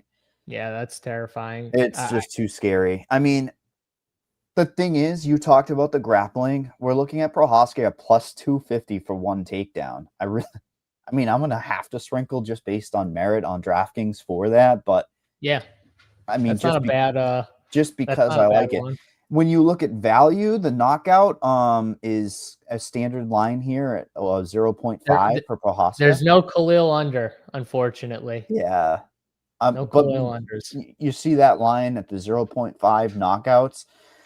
The betting line. It would be sweet if we could get both guys, but I never trust their the knockdown stuff. Imagine if they could combine the significant strikes. I'd take the under on combined significant strikes.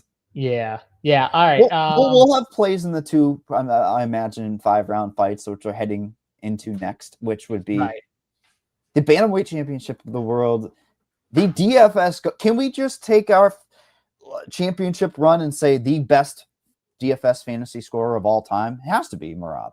Has to be. Merab Dvalishvili versus Corey Sandhagen. Merab, a decent favorite as always, minus 410 on DraftKings Sportsbook, plus 320 comeback on Sandhagen. Let's just break it down X's and O's. If Sandhagen can stop the takedowns, it's a competitive fight. Merab just has that X factor. He's got the gas tank. He's got the control time. He's got the pitter patter that I love. He's got the energy. He's got the ability to just goof off in a fight and still score 5 points. It's amazing what Merab has done in his UFC career. He's going to be by far the highest owned fighter at 50+% owned.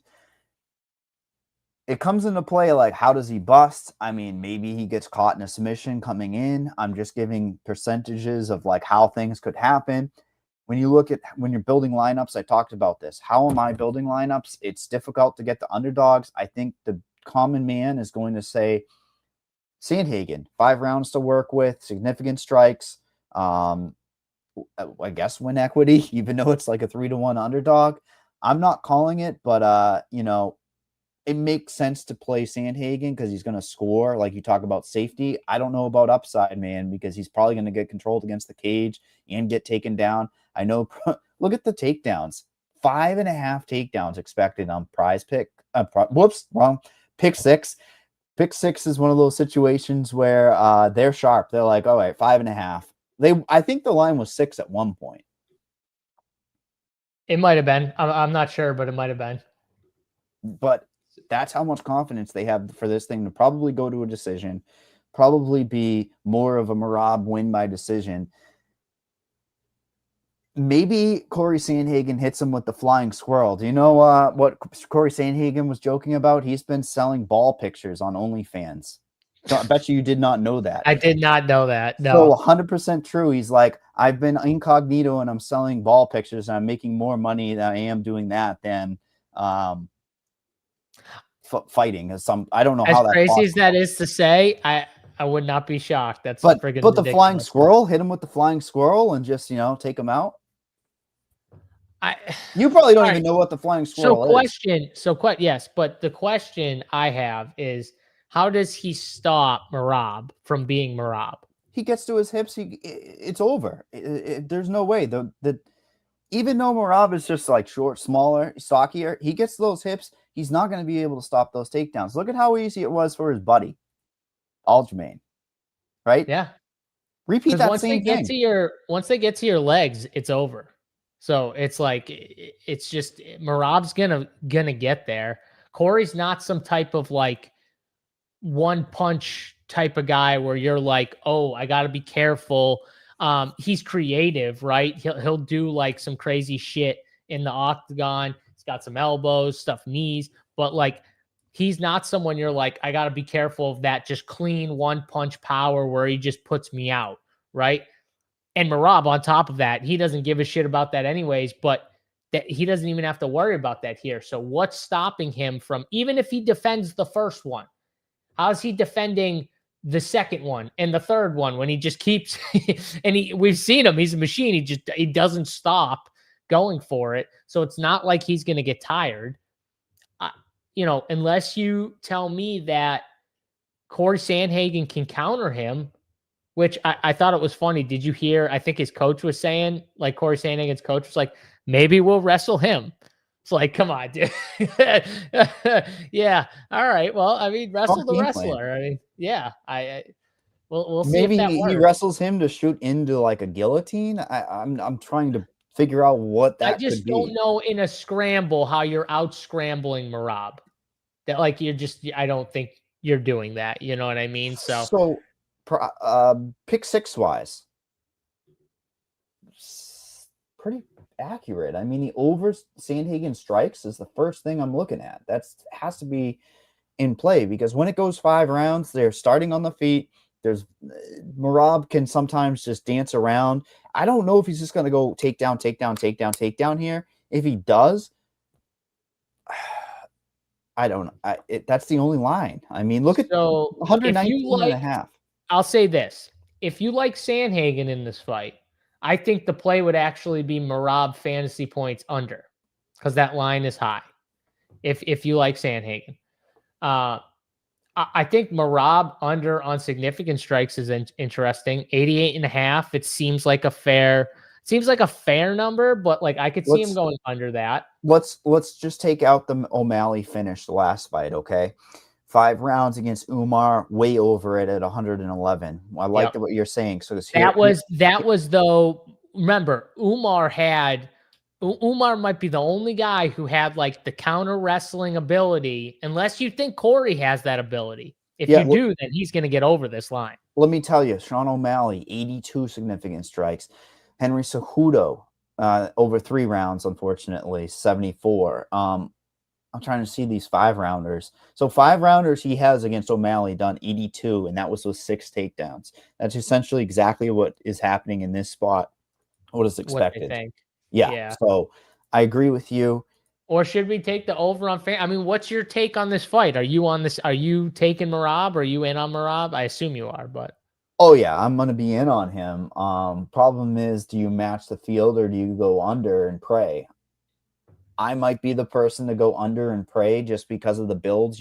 You kind of see where my brain is, I think, on this. This fight is the better 5-round fight. Like if I'm locking a 5-round fight, it's this fight. And I am locking it because if Sandhagen wins, I don't see how he's not optimal. And vice versa. If Merab wins, I just don't see how he's not optimal either. So I'm locking this fight. I mean, should we just take the over on fantasy points at 119? That just seems ridiculous to do. But funny thing is like he could hit like 8 takedowns in 5 rounds and still just get you there. That's the wild part about it. But the craziest shit about this thing. Yeah, I mean, I can't talk you into Sandhagen 64.5, can I? Significant. Let me dig in on the side. I guess I could. I guess you could. I guess I could see it. Do you want to go there? Do you want to go Sandhagen over 64.5? The reason I'm going to tell you is for 2 things. Look at the Marlon Vera, 128, still mixed in 3 takedowns of his own offense. Yeah. I'm not factoring in the Rob Font. That was purely 7 takedowns. That's not the stylistic matchup. Then you look at the loss against Umar for him. He had 71 in a loss and was taken down 5 times. That's mirroring more of what Merab would be. I just think this is. I like it. I could see it. Even in a loss, he could get over this. Peter Yan, 168. Dillashaw, 5-round splits, 128. I mean, he's easily got the volume. He's got the reach. Right, he's got the kicks. Let's put it in there. See, I didn't have to sell you that hard on it. See? But, I mean, the thing is, you're going to be like, oh, shit, if he gets taken down easily. Now we go on to the main event of the evening. We talked about this as less owned, but it's still important, crucial fight for the whole entire slate. Magomed Ankalaev versus Alex Pereira. We have the favorite on DraftKings Sportsbook at -265. Ankalaev, Pereira +215. I mean, pace of the fight is terrifying. If it's like the mirror of last time, which it very likely should be, it's going to be terrifying. 84 points in a win against Pereira last time for Ankalaev. You look at Pereira's side of things, Pereira scored 35 in the loss. I'm looking at it going, there's really only like one side to play here. And the ownership is headed that way. Alex Pereira, 33%. A third of the field is going to play him. When you're looking at Magomedov, Ankalaev, 30% as well. I don't hate the field getting killed off for about 2/3 of the field. Do you? Like, if I'm not playing this fight, which I think a 3rd, 4th, 5th round finish, not going to get you there. A decision, not going to get you there. There's a very finite amount of time that these guys have to score very well for fantasy-wise. And when you look at pick 6 and prop-wise, everything's going to be accurate on this fight. Yeah, and I just don't know what's going to change between this fight and last fight. I mean, Alex Pereira stopped the takedowns last fight. He couldn't stop like the control kind of whenever he wanted to get into those positions, but he was stopping takedowns. So like, and he still lost. Yeah, maybe he can catch him. Maybe he's healthy and stuff. But Ankalaev, he's not just a wrestler, right? He does have striking to go with it. And the question is predominantly striking. I mean, honestly, in his career, outside of Paul Craig just throwing up that last second Hail Mary, that's a fluke. He's just obviously been a striker at heart. Yeah, exactly. So, and I would kind of categorize him as that, even though like he obviously has the wrestling to go with it. He still wants to strike. So the question is just, can this get over for DFS or not? I think that it's fine to get over in DFS, but I'm probably going to be lower on it. Just me personally. I think a lot of people are just going to jam these 5-round fights because they're 5 rounds. And in a decision with Ankalaev, I don't know if he's getting there necessarily. I still think Alex Pereira can defend takedowns, so I don't think he's going to get a shitload of takedowns. Now, could there be a knockout? I think there could be. Pereira's been knocked out before. Wouldn't shock me if someone got knocked out. They've already felt each other for 5 rounds. They know each other well enough in there. Like there's going to be, I doubt there'll be as much of a feeling out process, which there was in the last fight. So maybe they're a little more aggressive early. Maybe that's the only difference, which could lean to a better DFS score. But, I'm probably going to end up being lower on Pereira and we'll be like at the field on Ankalaev. And it's one of those spots where you have to plug your nose, jump in and go. Yeah, exactly. 33% for each fighter. I have to fade something on this slate. You at least can hold your breath for about 10 minutes. When those 10 minutes are up, we're good. I wish we had unders on some of these things here. Like, let me talk about how accurate these lines are. I mean, 5.5 minutes of control time looks like, oh, that's a decent number there for Ankalaev, right? Last fight out, 5 minutes and 42 seconds. That line is exactly accurate. You look at Ankalaev's significant strikes. This is silly. I like the over.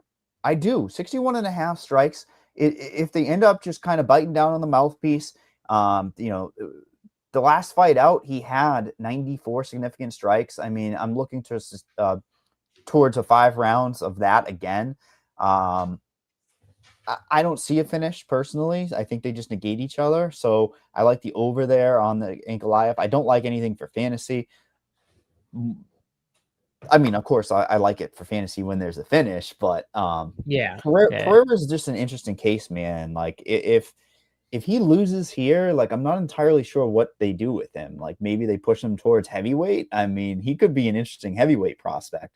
Not trying to put the cart before the horse, but heavyweight needs some push, so maybe they could. So, but yeah, right, I threw in there the 61.5. So, but yeah, look at what they did to our Fareed line. Oh no, they locked it. Come on, right before I'm about to bet it. Unreal. Come on, DraftKings. I was looking at it. I'm like, well, how come it says unavailable? Let's see if they changed the line or what's going on. It's just locked, straight up locked at the moment. Come on. There was value, man. We like value. We gave the value at the moment we saw it. That's what we like for the viewers. So we gave. I agree, Ron. We need one more. We can't go with just. We need 6. It's pick 6. We need 6. I agree. We gotta. Pick 6, we will find something. Was a boost? We have a boost there, right? We had the strikes. Should we just stay here and take an under on fantasy points, or what do you think? Yeah. All right, let's do that. It's a Chris Gutierrez fight. You plop Chris Gutierrez against fighter A, B, or C, he's going to slow the pace of the fight down at distance. Absolutely. Even if he is taking down those. What did we say? 3 times? Like you said, he's not going for those crazy elbows. He's not getting massive ground and pound. Do we like all of these, or should we add? Let me see the Hardy again. What was the Hardy play? Hardy control time over. Soriano fantasy points 87.5 over. Magomed Abus Magomedov over 30.5 significant strikes. Corey Sandhagen over 64.5 significant strikes. ANKALAEV over 61.5 significant strikes. And Fareed Basharat under 95.5 fantasy points. Yeah, I mean, I think we're good there. The only thing I would say was a little bit of a liability is the Hardy control time. If she dominates and Brogdon doesn't want to be in there. But that's the path. She's got to get close, hold her against the cage, because the best path for Brogdon would be kickboxing range. And the thing she should do is push her against that cage, control her. That's sneaky control time. When you're breaking down fantasy-wise for DraftKings scoring, that's where you get sneaky scoring, and they start doing these little, convoluted pitter-patter against the cage. That's control time and strikes. Yep. Yeah. I'm going to play it this time, I promise. Last week, 6 for 6 we went on this show. I did not play it. I'll have to click it. That's all right. You're going to play it this time here. I'm going to put it in right now. $100? $100 to win 1,800. So 18x. I like it. Did we get? There's some solid legs there too. If you're making other plays, go back, listen to us. We have some strong leans on this card. I like it. From the fantasy standpoint, $200,000 up top, John. Tell me how you're going to be unique, because after you tell me, I'll tell you how I'm going to try to be unique, and then we can sign out of here and move on to the next one. Yeah, I mean, I think the key is just some of these spots, like the 5-round, fights that we might be under on, like the main event, and then some of the chalk, like Edmund, I might go against the grain higher on the dog. And just taking some shots with these dogs at 7K. You gotta get aggressive. You can't just be safe with like a nice floor lineup. You got to take some shots with the underdogs down there. So that's what I'm gonna do. I'm gonna go against some of this chalk, and hopefully it busts and get some dog wins out of there. So, and then I think for do you have a favorite bet, Mike?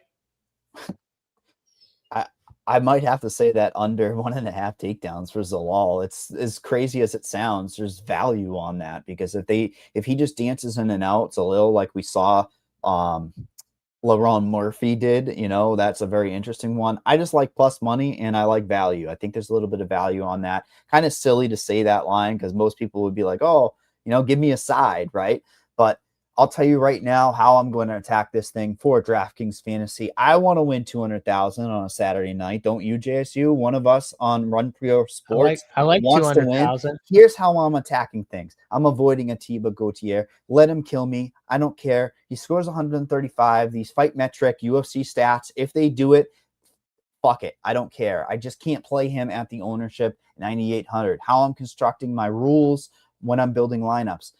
I like making a rule one of, maybe in some lineups they project two of them in there just to really get different. One of Wilkes, Muniz, or Brahimaj. Those three. Those are going to be keys to the slate. One of those hit a ceiling win, meaning 100 plus points. They're going to be so crucial to this slate because you have the ownership gravitating towards Pereira. You have the gravitating towards Sandhagen. So when those types of fighters win, hell, if both of them win, you're going to be able to shoot way up the rankings. That's how I'm attacking things, trying to make a rule to kind of get different. I just think that these three fights that have single-digit ownership, we've never really seen this, JSU. Hardy, Basharat, Zalil. I don't think any of these six fighters are going to be optimal. I think that the chalk runs out here. You and I identified that a ceiling win for Hardy could be very interesting for the slate. Say she just dominates the round. A deep first-round finish for her honestly looks like 115 points.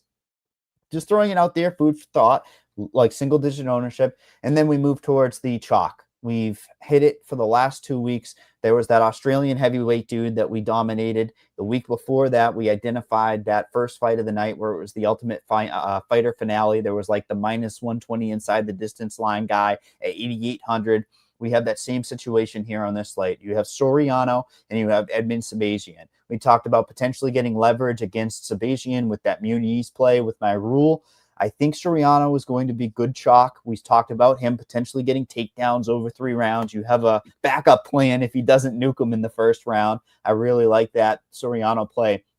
And then I don't want to call it the dead range in the middle because you and I identified Santos and you is a very, very interesting play. So if you do want to get up to your boy Atiba Gautier, JSU, just take a piece of Santos and you.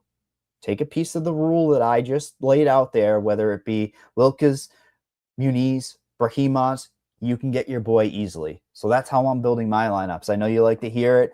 I just leave money on the table. Be comfortable being uncomfortable, JSU, right? That's it. That's how you got to do it sometimes, especially when you're, not playing 150 and you're playing 5-10 lineups. Don't be afraid to just get a little unique. You're throwing it in that big contest on DraftKings, whether it be the $3 or the big $20 or $25, whatever it is. Get in there and try and build a little unique teams. I'm going to give out for my bet. So I'm going to go with 2 underdogs here. I'm going to take shots on 2 different 2-to-1 underdogs. Raheem Brahimaj money line. It's like plus 235. And then our boy Abus at plus 205. I just feel like that's, I didn't even mention him in my breakdown. Talk about a dead range. Round 3, Santos, Abus, Veretnikov are kind of in this dead range of fighters. Abus is by far in that range, the best fighter. And honestly, a spread for Abus, as long as his durability hangs in there, that the spread for him would be good. Let me give you a side. I've got to give a side.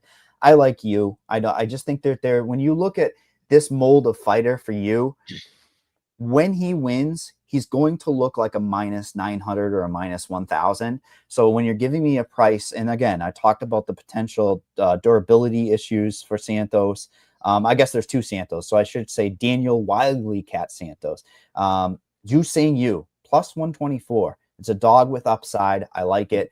That's going to be a sprinkle for me. It's not going to be a play. I told you I like the under 1.5 Zalil takedowns for plus 100. And you know what I got this week? I got the same play that our boy in chat had last week. I've got that plus 33% on a exact market. Oh, I got one too. I got So one what too. are we going to hit it this week? Because I'm staring at this Soriano inside the distance, and I'm like, that plus 3,300 really kind of helps the. I'm not gonna lie. I want to put it on Andre Muniz by sub at plus 500. I want to put it You want on it something all. like that. I want it You all. want Yeah, it I want it all. Yeah, that's the situation, right? When you're looking at the best lines out there on DraftKings, and you're looking at, hey, when this thing hits a ceiling and I got a 33% boost, I'm making this thing pay for a couple more of my bets down the road. Exactly. Yeah, that's That what I is the way want. to do it. Absolutely. I Next mean, week, I go look ahead. at it too, and I'm like, I don't see like I think looking at that, it's like where do I want to like I bet Veronica Hardy inside the distance. Do I want to put it on that though? I already bet it. Yeah, no. The boost can be one of two things from my side when I'm betting. It's to get something over that plus 100, so I'm getting another bet back, right? Or Right, it's for a exactly. ceiling play. If I'm trying to look for a ceiling and the ceiling actually has some sort of semblance of winning, that would be the path that I Yeah, would like. like you said, the Soriano play. Like, do you want just minus 105 Soriano inside the distance, boost that thing up to I mean, that makes uh, sense, right? Because then you're plus getting a deep. 127 and throw it on there? I think that's like a safe play, but I want to go with like a Brahimaj inside the distance at like plus 400 or a Muniz by sub or inside the distance at whatever it is at plus 400 or something. So those are the two guys I'm going back and forth on personally that I'm thinking about. Absolutely. We want winners here at Run Pure Sports. And next week, we end up giving up winners for Oliveira versus Gamrot. Gamrot coming in last second here. I mean, not last second. Poor Rafael Fiziev, man. This dude can't stay healthy. But hey, great opportunity for Gamrot to shine. Charles Olive, baby, at home. First, I think this might be the first card in Brazil since COVID, JSU. But yeah, really fun fight. Great Brazilian love on that card. So for John, JSU, me, H3 Buddha, somebody win that 200,000 by themselves. Make sure you give the video a like, and we're out of here.